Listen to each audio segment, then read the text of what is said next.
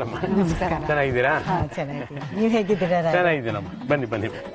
ಇದೇನಣ್ಣ ಬಾಗ್ಲಲ್ಲೇ ಬಂದ್ ನಿಂತ್ಬಿಟ್ಟಿದ್ದೀರಾ? ನಾ ಬಾಗಿಲಲ್ಲಿ ನಿಂತಿದ್ದು ಒಳ್ಳೇದಾಯ್ತಲ್ಲ, ನೀವು ಬಂದ್ರಲ್ಲ. ಬನ್ನಿ ಬನ್ನಿ ಬನ್ನಿ. ಸೀತಾ, ದಿವ್ಯಾ ಯಾಕೆ ಬರ್ಲಿಲ್ಲ? ಅವಳೇ ತಾಳಿಗೆ ಅರಿಶಿನ ಕುಂಕುಮ ಅರ್ಚನೆ ಮಾಡ್ಬೇಕಾಗಿತ್ತು. ಹೌದು, ನಮ್ಮ ಹುಡುಗಿ ರಾತ್ರಿನೇ ಪಾಪ ತುಂಬಾ ಸಡಗರ ಪಡ್ತಾ ಇದ್ಲು. ಇಲ್ಲಿಗೆ ಬರ್ಬೇಕು ಅಂತ ಸೀರೆ ಗೀರೆ ಎಲ್ಲ ಎತ್ತಿಟ್ಕೊಂಡಿದ್ಲು. ಅದು ಬೆಳಗ್ಗೆ ಆಗಷ್ಟಲ್ಲಿ ನೋಡ್ತೀವಿ ವಿಪರೀತ ಚಳಿ ಜ್ವರ ಬಂದ್ಬಿಟ್ಟಿದೆ.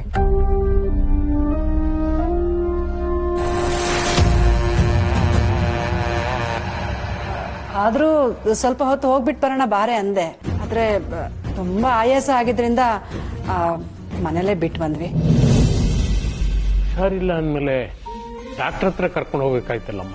ಹೌದೌದು, ನಾವು ಅದನ್ನೇ ಹೇಳಿದ್ವಿ. ಅವಳು ಇವತ್ತೊಂದಿನ ನೋಡ್ತೀನಿ, ಸರಿ ಹೋಗ್ಲಿಲ್ಲ ಅಂದ್ರೆ ಡಾಕ್ಟರ್ ಹತ್ರ ಹೋಗ್ತೀನಿ ಅಂದ್ಲು. ಇಂಥ ಟೈಮ್ನಲ್ಲಿ ನಾವು ನೆಗ್ಲೆಕ್ಟ್ ಮಾಡಬಾರ್ದಮ್ಮ. ಹೊರಗಡೆ ಕೊರೋನಾ ಅದು ಇದು ಅಂತ ಸಾವಿರ ಸಮಸ್ಯೆಗಳಿದೆ. ನಮ್ಮ ಎಚ್ಚರಿಕೆಯಲ್ಲಿ ನಾವಿರೋದು ತುಂಬಾ ಒಳ್ಳೇದು. ಪಾಪ, ಇಲ್ದೇ ಇರೋ ಜ್ವರಕ್ಕೆ ಈ ಮನೆಯವರು ಎಷ್ಟೊಂದು ಕಾಳಜಿ ಮಾಡ್ತಾರೆ. ಈ ಮನೆಗೆ ಸೊಸೆಯಾಗಿ ಬಂದ್ರೆ ಇನ್ನೆಷ್ಟು ಕಾಳಜಿ ಮಾಡ್ತಾರೆ. ಈ ಮನೆಗೆ ಸೊಸೆಯಾಗಿ ಬರೋದಕ್ಕೆ ಪುಣ್ಯ ಮಾಡಿರ್ಬೇಕು. ಅಂಥದ್ರಲ್ಲಿ ನಮ್ ದಿವ್ಯಾ ಕುಂಕ ಆಡ್ತಾಳೆ. ಹೌದು ರೀ, ಪೂಜೆ ಮುಗಿದ್ಮೇಲೆ ನಾವೇ ಒಂದ್ಸಲ ಹೋಗಿ ನೋಡ್ಕೊಂಡ್ ಬಂದ್ಬಿಡಣ್ವಾ? ಆಯ್ತು. ಅಯ್ಯೋ, ನೀವ್ಯಾಕೆ ತೊಂದರೆ ತಗೋತೀರಾ? ನಾಳೆ ಅಷ್ಟೊತ್ತಿಗೆ ಹುಷಾರಾಗ್ತಾಳೆ. ಬೇಕಾದ್ರೆ ನಾನೇ ಕಳಿಸ್ತೀನಿ. ಏನ್ ಕೀರ್ತನ ಅದೃಷ್ಟ. ಆ ಕಡೆ ಅವಳು ಮನೆಯಿಂದ ಔಟ್, ಈ ಕಡೆ ಅವಳು ಮನೆಗೆ ಎಂಟ್ರಿ ಇಲ್ಲ. ಇವತ್ತು ನಮ್ಮ ಅದೃಷ್ಟ ತುಂಬಾ ಚೆನ್ನಾಗಿದೆ ಅನ್ಸುತ್ತೆ. ಹೀಗೆ ಇವರೆಲ್ಲ ಮನೆಯಿಂದ ಒಬ್ರೊಬ್ರಾಗೆ ಔಟ್ ಆಗ್ತಿರ್ತಾರೆ. ಈ ಮನೆಗೆ ಒಳ್ಳೆ ಟೈಮ್ ಇವಾಗ್ಲಿಂದ ಶುರು ಅಂತ ಅನ್ಕೋ.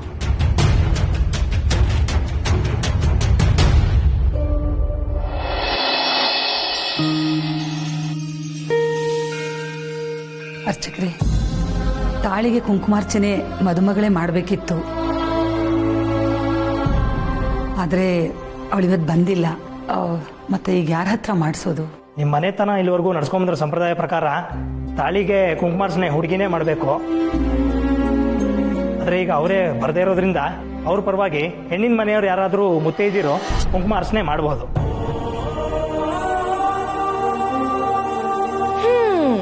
ಹಾಗಿದ್ರೆ ಇವತ್ತು ತಾಳಿ ಪೂಜೆ ಆದ ಹಾಗೆ. ಆಹಾ, ಎಂತ ಮನೆಯಿಂದ ನಮ್ಮ ಮನೆಗೆ ಹೆಣ್ಣನ್ ತರ್ತಾ ಇದೀವಿ ಅಲ್ವಮ್ಮ?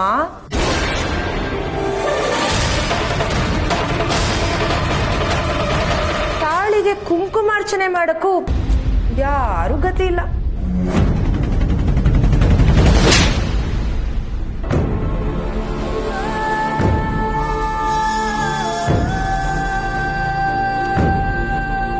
ಕೀರ್ತನ, ನಾನ್ ಮಾಡ್ತೀನಿ, ಹೇಳು. ಯಾಕಿಲ್ಲ, ನಾನ್ ಪೂಜೆ ಮಾಡ್ತೀನಿ.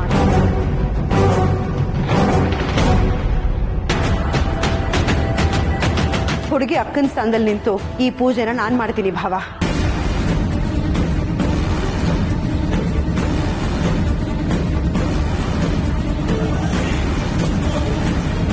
ಇಷ್ಟಕ್ಕೂ ದಿವ್ಯಾ ಏನು ಬೇಕು ಅಂತ ಈ ಪೂಜೆ ತಪ್ಪಿಸ್ಕೊಂಡಿಲ್ಲ. ಅವಳಿಗೆ ಹುಷಾರಿಲ್ಲ, ಅದಕ್ಕೆ ಅವಳು ಬಂದಿಲ್ಲ. ಅವಶ್ಯವಾಗಮ್ಮ, ನೀನು ಅಕ್ಕನ ಸ್ಥಾನದಲ್ಲಿ ನಿಂತು ನಡ್ಸ್ಕೊಡ್ತೀನಿ ಅಂತಂದ್ರೆ ನಾನು ಬೇಡ ಅಂತೀನ?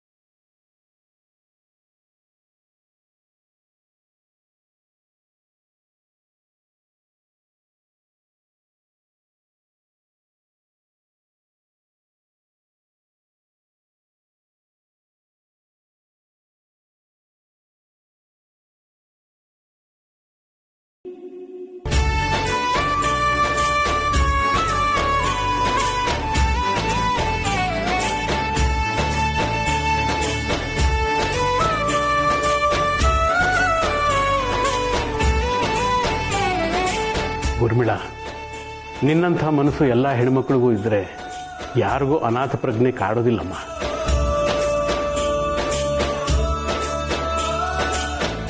ವಿಪರ್ಯಾಸ ಅಂದ್ರೆ ಅಣ್ಣ, ಒಂದೇ ನೆಲದಲ್ಲಿ ದೂರದಲ್ಲಿರೋರ್ನು ತಮ್ಮವರೇ ಅಂತ ತಿಳ್ಕೊಳ್ಳೋ ಹೆಣ್ಮಕ್ಳು ಇದ್ದಾರೆ. ಅದೇ ತಮ್ಮವ್ರನ್ನೇ ದೂರ ಮಾಡಿ ವಿಷಾಕಾರೋ ಹೆಣ್ಮಕ್ಳು ಇದ್ದಾರೆ. ಪ್ರಪಂಚದಲ್ಲಿ ಆಚಾರ ವಿಚಾರ ಸಂಪ್ರದಾಯ ಪದ್ಧತಿಗಳು ಎಷ್ಟು ಮುಖ್ಯನೋ ಮನುಷ್ಯತ್ವನೂ ಅಷ್ಟೇ ಮುಖ್ಯ ಲಕ್ಷ್ಮಣ.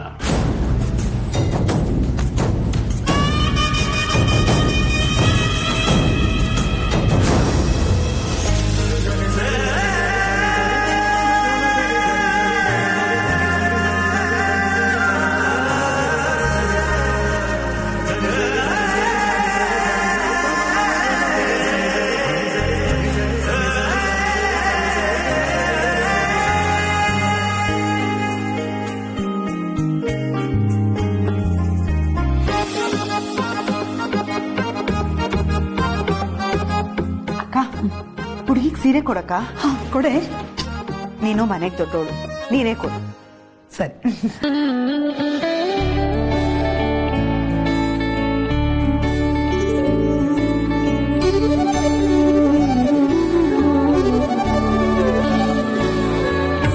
ತಗೊಳ್ಳಿ. ಸೀರೆನಾ? ಈಗ್ಲಾ? ಯಾಕೆ? ಇದು ನಮ್ಮ ಮನೆ ಸಂಪ್ರದಾಯ. ತಾಳಿ ಪೂಜೆ ಆದ್ಮೇಲೆ ಮದುಮಗಳಿಗೆ ಸೀರೆ ಕೊಡ್ಬೇಕು. ಇದನ್ನ ದಿವ್ಯಂಗ್ ಕೊಟ್ಬಿಡಿ.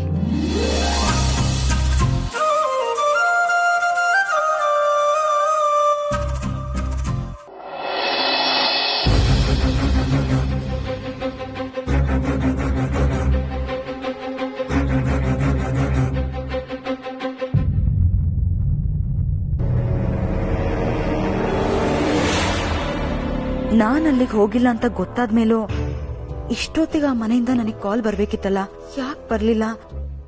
ನೀನ್ ಬಂದಿದ್ರೆ ಚೆನ್ನಾಗಿರ್ತಿತ್ತು ಅಂತ ಒಬ್ರಾದ್ರೂ ಫೋನ್ ಮಾಡಿ ಹೇಳ್ಬೇಕಿತ್ತಲ್ಲ. ಬೇರೆಯವ್ರು ಮಾಡಿಲ್ಲ ಅಂದ್ರು ಅಟ್ಲೀಸ್ಟ್ ಕಾರ್ತಿಕ್ ಮಾಡ್ಬೇಕಿತ್ತು. ನಾನ್ ಕೋಪ ಮಾಡ್ಕೊಂಡ್ ಬಂದಿಲ್ಲ ಅಂತ ಅವನಿಗೆ ಗೊತ್ತಿದ್ರು ಯಾಕೆ ಅವನು ಕಾಲ್ ಮಾಡ್ತಾ ಇಲ್ಲ? ಅಟ್ಲೀಸ್ಟ್ ಮೆಸೇಜ್ ಕೂಡ ಇಲ್ಲ ಅಂದ್ರೆ ಅವನಿಗೆ ನನ್ ಮೇಲೆ ಚೂರು ಕೇರೆ ಇಲ್ವಾ? ನನ್ನ ಆಬ್ಸೆನ್ಸ್ ಅವನಿಗೆ ಏನು ಡಿಫ್ರೆನ್ಸ್ ಮಾಡ್ತಿಲ್ವಾ? ಚಾನ್ಸೇ ಇಲ್ಲ. ಇದನ್ನಿಷ್ಟಕ್ಕೆ ಬಿಡಬಾರ್ದು. ಅಲ್ಲಿ ಏನ್ ನಡೀತಿದೆ ಅಂತ ನನಗೆ ಗೊತ್ತಾಗ್ಬೇಕು. ನಾನೇ ಕಾಲ್ ಮಾಡ್ತೀನಿ. ಅವಳ ಆರೋಗ್ಯದ ಕಡೆ ಸ್ವಲ್ಪ ಗಮನ ಇರ್ಲಿ. ಹಾ, ದಿವ್ಯಂಗ್ ಹುಷಾರಿಲ್ಲ ಅಂದ ತಕ್ಷಣ ಪಾಪ ನಮ್ ಕಾರ್ತಿಕ್ ಮುಖ ನೋಡಿ ಹೇಗ್ ಬಾಡೋಗಿದೆ ಅಂತ.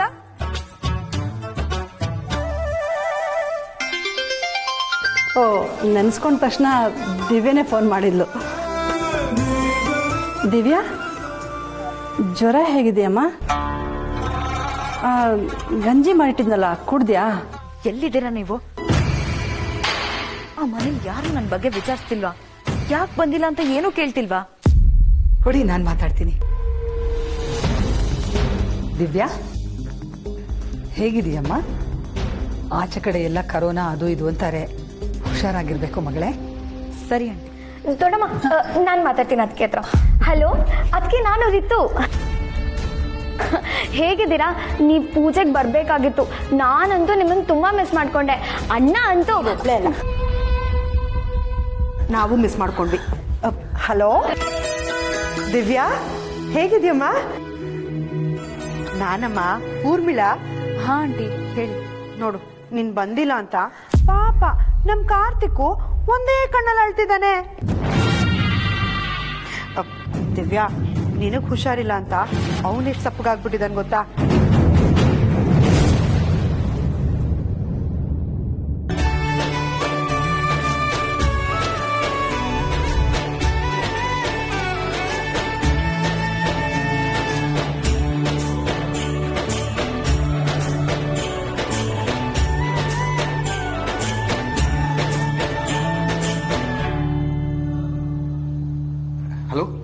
ದಿವ್ಯಾ ಅವರೇ.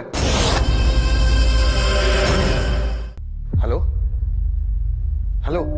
ಯಾಕೋ ಏನಾಯ್ತು? ಚಿಕ್ಕಪ್ಪ, ಅದು ಕಾಲ್ ಕಟ್ ಆಯ್ತು ಅನ್ಸುತ್ತೆ. ನಾನು ಆಮೇಲೆ ಸಪ್ರೇಟ್ ಆಗಿ ಮಾತಾಡ್ಕೋತೀನಿ. ಏನ್ ಕಂದ, ಏನ್ ಅಷ್ಟೊಂದು ಸೀಕ್ರೆಟು? ಆಮೇಲೆ ಸಪ್ರೇಟ್ ಆಗಿ ಇರ್ಲಿ ಇರ್ಲಿ. ಲಕ್ಷ್ಮಣ, ನೀನು ದಡ್ಡ ಕಣ. ಅಲ್ಲ, ಅವನು ಹೇಳ್ತಾ ಇದ್ದಾನೆ ಹೊರಗಡೆ ಸಪರೇಟ್ ಆಗಿ ಸೀಕ್ರೆಟ್ ಆಗಿ ಮಾತಾಡಿದ್ರೇನೆ ಪ್ರೇಮಿಗಳು ಅನ್ನೋದು. Okay okay. ಊರ್ಮಿಳಾ, ಊಟಕ್ಕೆ ರೆಡಿ ಮಾಡೋಣ. ಬನ್ನಿ ಬನ್ನಿ ಜಾನಕಿ ಅಮ್ಮ, ಬನ್ನಿ.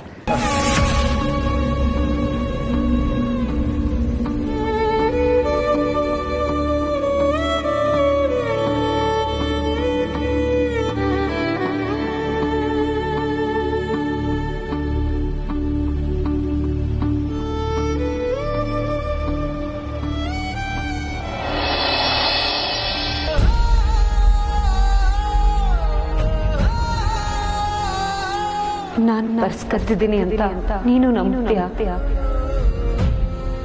ಮಾತಾಡು. ನಾನ್ ಕದ್ದಿದ್ದೀನಿ ಅನ್ನೋದನ್ನ ನೀನ್ ನಂಬ್ತೀಯ?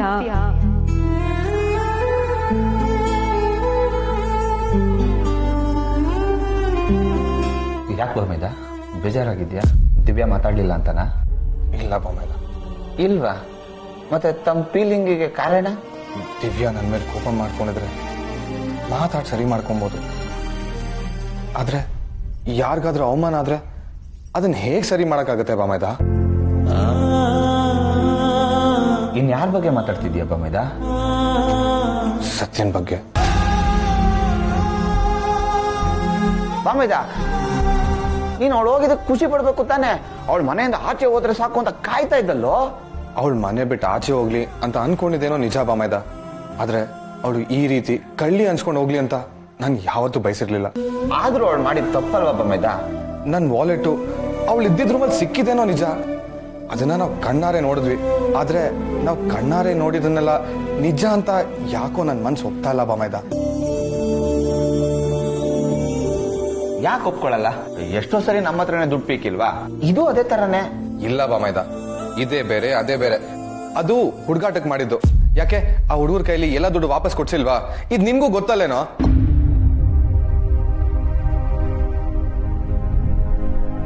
ನಾನು ಆತರ ಪಟ್ಟು ಅವಳು ಕಳ್ಳಿ ಅನ್ನೋ ಹಾಗೆ ಮಾತಾಡಿ ತಪ್ಪು ಮಾಡ್ಬಿಟ್ಟೆ ಬೊಮ್ಮೇದ. ಅವಳ ಯೋಚನೆಗಳು ಇನ್ನೊಬ್ಬರಿಗೆ ಸಹಾಯ ಮಾಡೋ ತರ ಇರುತ್ತೆ. ಈ ತರ ಚೀಪ್ ಆಗಿ ದುಡ್ಡನ್ನು ಕದಿಯೋ ತರ ಇರಲ್ಲ. ಇದನ್ನೆಲ್ಲ ನೀನ್ ಮೊದ್ಲೇ ಯೋಚನೆ ಮಾಡ್ಬೇಕು ತಾನೆ? ಹೌದು ಬೊಮ್ಮೇದ, ಅವಳು ಯಾರ ಜೊತೆನೋ ಫೋನಲ್ಲಿ ದುಡ್ಡು ಅರೇಂಜ್ ಮಾಡ್ತೀನಿ ಅಂತ ಮಾತಾಡ್ತಾ ಇದ್ಲು. ಅದು ನನಗೆ ನೆನಪಾಗಿ ಅವಳ ಬಗ್ಗೆ ತುಂಬಾ ತಪ್ಪಾಗಿ ಮಾತಾಡ್ಬಿಟ್ಟೆ ಬೊಮ್ಮೇದ.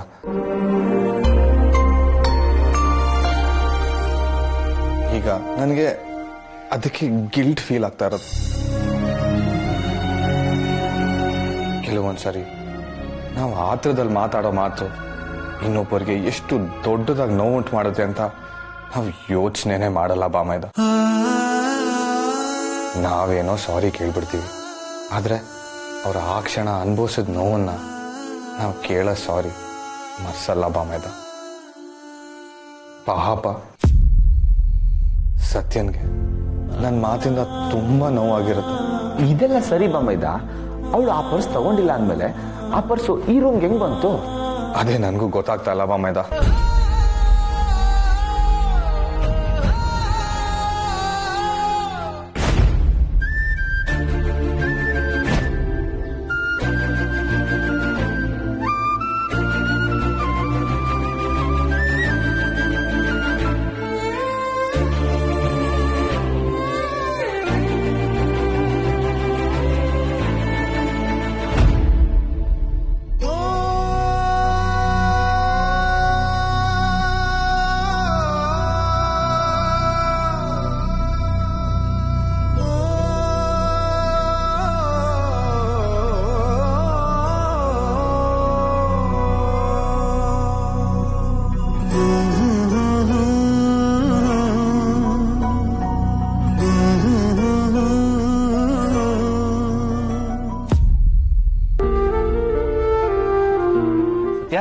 ಕಾಕ್ರೋಚ್.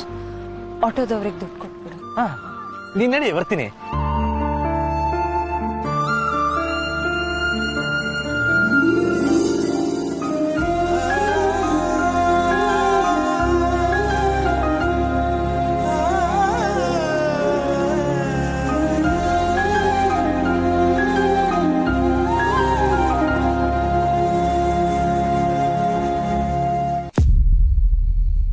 ಸತ್ಯ, ಹೇಗಿದ್ಯಾ?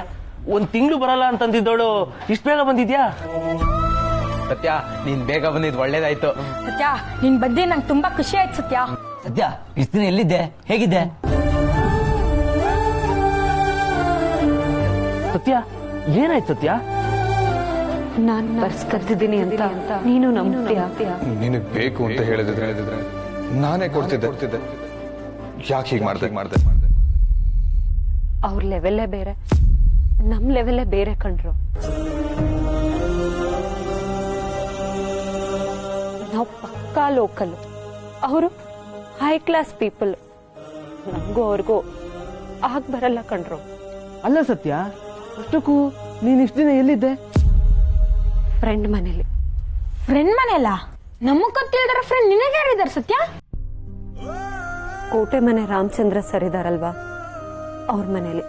ಕೋಟೆ ಮನೆ ರಾಮಚಂದ್ರ ರಾಯರು ಅಂತಂದ್ರೆ ಅದೇ ಅವತ್ ನೀನ್ ಆ ಪೋಲಿ ಹುಡುಗರಿಂದ ಕಾಪಾಡ್ದಲ್ಲ, ಅವ್ರೇ ತಾನೆ? ಅವ್ರೆ. ಓ, ನೀನ್ ಅವ್ರನ್ನ ಕಾಪಾಡಿದಕ್ಕೆ ಅವ್ರು ನಿಂಗೆ ಆಶ್ರಯ ಕೊಟ್ರಾ?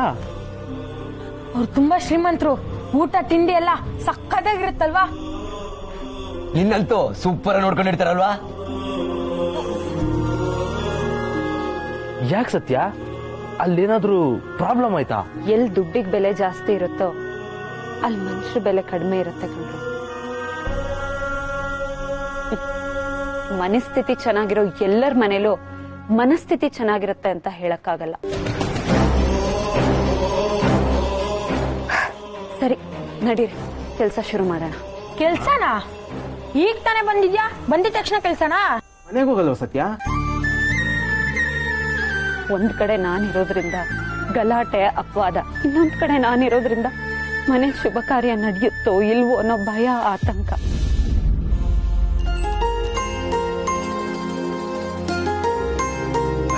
ನಾನಿರೋಕ್ ಲಾಯಕ್ಕಾದ ಜಾಗ ಇದೊಂದೇ ಅನ್ಸುತ್ತೆ ಕಣ್ರಿ. ನನ್ನನ್ನು ಅರ್ಥ ಮಾಡ್ಕೊಳ್ಳೋ ಸ್ನೇಹಿತರು, ಏನೇ ಆದ್ರೂ ನನ್ನ ಕೈ ಬಿಡದೆ ಇರೋ ಸ್ಕ್ರೂ ಡ್ರೈವರು, ಸ್ಪ್ಯಾನರು. ಇದೇ ನೆಮ್ಮದಿ. ಏನಾಯ್ತು ಸತ್ಯ ನಿನ್ಗೆ? ಮನೆಗೆ ಹೋಗಲ್ವಾ ಅಂದ್ರೆ ಏನೇನೋ ಹೇಳ್ತಿದ್ಯಲ್ಲ? ಮನೆಗ? ಇಲ್ಲ, ಈಗ ಹೋಗಲ್ಲ. ಸತ್ಯ, ಮನೇಲಿ ನಾನು ಬಂದ್ನಲ್ಲ ಅನ್ನೋ ಖುಷಿಗಿಂತ ನಾನ್ ಬಂದ್ಬಿಟ್ನಲ್ಲ ಅನ್ನೋ ಬೇಜಾರೇ ಜಾಸ್ತಿ ಇರತ್ತೆ. ಅಕ್ಕ ಅಮ್ಮ ಮನ್ಸಲ್ಲೂ ಅದೇ ಇರತ್ತೆ. ಅದಕ್ಕೆ ಅಕ್ಕನ್ ಮದ್ವೆ ಆಗ್ಲಿ, ಆಮೇಲೆ ನೋಡ್ಕೊಂಡ್ರಾಯ್ತು. ಮತ್ತೆ ಅಲ್ಲಿವರೆಗೂ ಎಲ್ಲಿರ್ತೀಯ ಸತ್ಯ ನೀನು? ಎಲ್ಲಿ ಅಂದ್ರೆ ಈ ಗ್ಯಾರೇಜ್ ಅಲ್ಲಿ. ನನಗೆ ಅಂತ ನಮ್ಮಪ್ಪ ಕೊಟ್ಟಿರೋ ಈ ಗ್ಯಾರೇಜ್ಗಿಂತ ಚೆನ್ನಾಗಿರೋ ಜಾಗ ಜಗತ್ನಲ್ಲಿ ಬೇರೆ ಯಾವ್ದಿದೆ ಹೇಳು?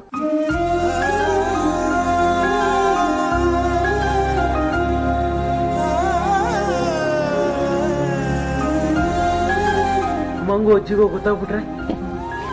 ಗೊತ್ತಾದ್ಮೇಲೆ ನೋಡ್ಕೊಂಡ್ರಾಯ್ತು ಬಿಡು.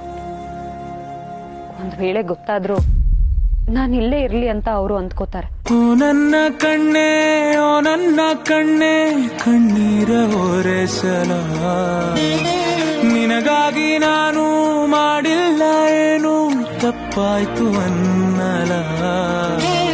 ಕೂಸು ಮರಿ ಮಾಡಿ ಹೊತ್ತಾಡಲಿಲ್ಲ, ಹಾಡಿಲ್ಲ ಜೋಗುಳ. ಚಂದ್ರಮನ ತೋರಿ ಕೈ ತುತ್ತು ತಿನ್ನಿಸಿ ತೂಗಿಲ್ಲ ತೊಟ್ಟಿಲ್ಲ. ನನ್ನೆಲ್ಲ ನೋವ ಕಂಡು ಕಾರ್ಮೋಡವು ಕಣ್ಣೀರ ಸುರಿಸೀತ.